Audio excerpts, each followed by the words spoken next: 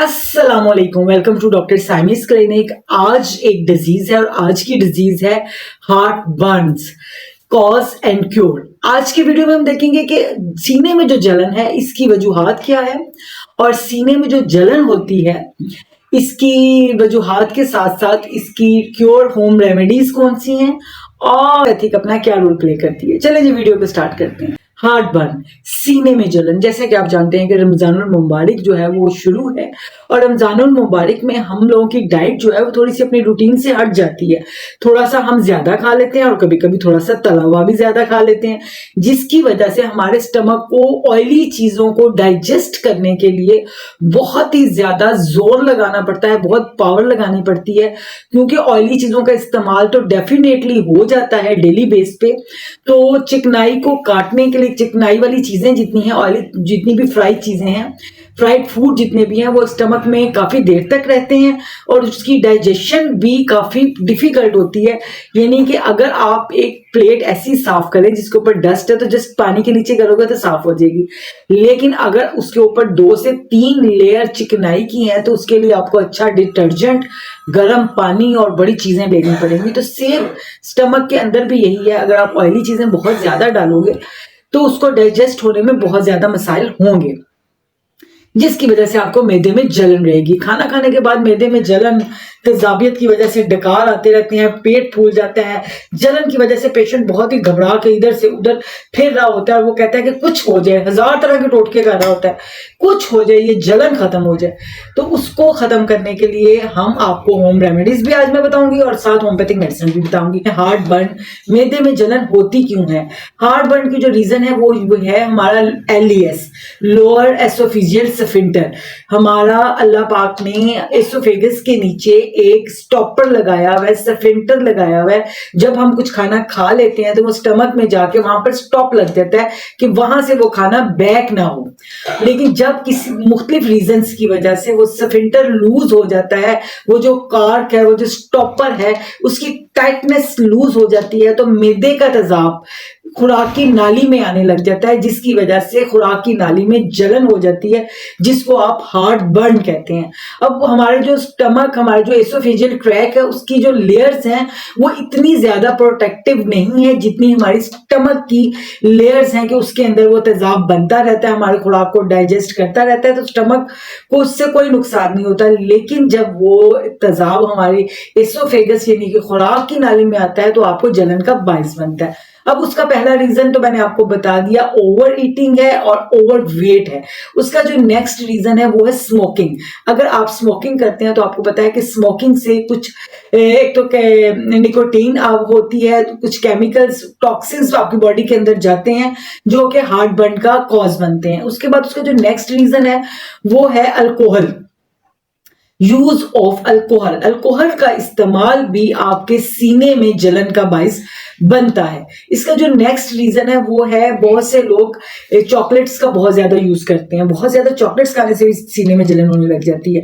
Citric foods, ऐसी खुराक जिसके अंदर बड़ा खट्टा होता है, जिसको खट्टी, जो लोगों को खट्टा बहुत पसंद है और वो बहुत ज्यादा खट्टे का यूज करते हैं, तो ऐसे लोगों को भी हार्ट बर्न यानी कि सीने की जलन का मसला रहता है।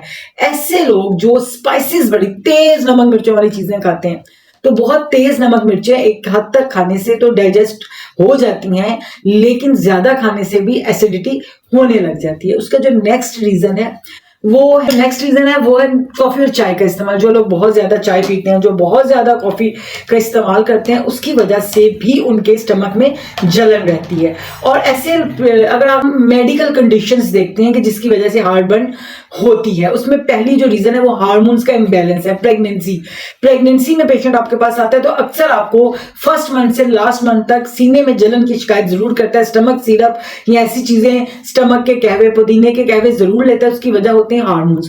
जब एक प्रेगनेंसी स्टार्ट होती है तो हार्मोन्स इम्बैलेंस होते हैं। इसी तरह प्यूबर्टी में और इसी तरह post phase, pre menopausal phase, इन तीनों फेजेस में भी आपके हार्मोन्स आपसे दामन छुड़ा रहे होते हैं तो तब भी आपके हार्ट बर्न बहुत ज्यादा होती है। उसके बाद ऐसे लोग जो एंटी डिप्रेसेंट मेडिसिन लेते हैं, तो ज्यादा एंटी डिप्रेशन मेडिसिन लेने की वजह से भी हार्ट बर्न की शिकायत देखने को मिली है। ऐसे लोग जो स्लीपिंग पिल्स का यूज करते हैं, कॉन्टिन्यूसली करते हैं, तो उनको भी हार्ट बर्न देखने को मिला है। अब इसके होम रेमेडीज देख लेते हैं कि हार्ट बर्न को आप किस तरह, अगर आपको अचानक से आपने खाना खाया बहुत ज्यादा तो आपके सीने में जलन शुरू होगी, तो सबसे पहला जो होम रेमेडी है वो है मीठा सोडा। हर घर में मौजूद है सोडियम बाइकार्बोनेट।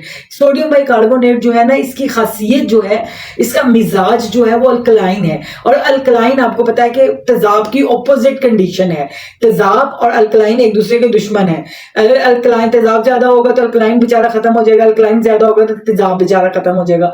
तो सेम ये जो है सोडियम बाइकार्बोनेट मीठा सोडा, ये अल्कलाइन सिफ्त का मालिक है।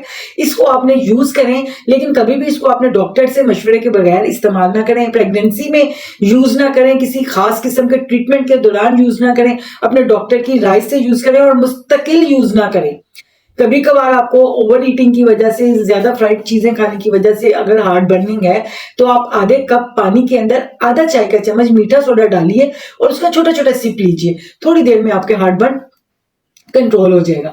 उसके बाद अगर आपने किसी दिन किसी दावत पे गए, बहुत ज्यादा गोश्त खा लिया, तो आप थोड़ा सा जिंजर का पीस लीजिए, उसको चबा लीजिए, उससे भी आपका हार्ट बर्न बेहतर हो जाएगा। उसके बाद आप मिंट, जिंजर और दालचीनी, इनका कहवा बना के लीजिए, उससे भी आपका हार्ट बर्न बेहतर हो जाएगा। पे बहुत पड़ा होगा, कैमोमाइल टी भी आपकी हार्ट बर्निंग को रोक देती है।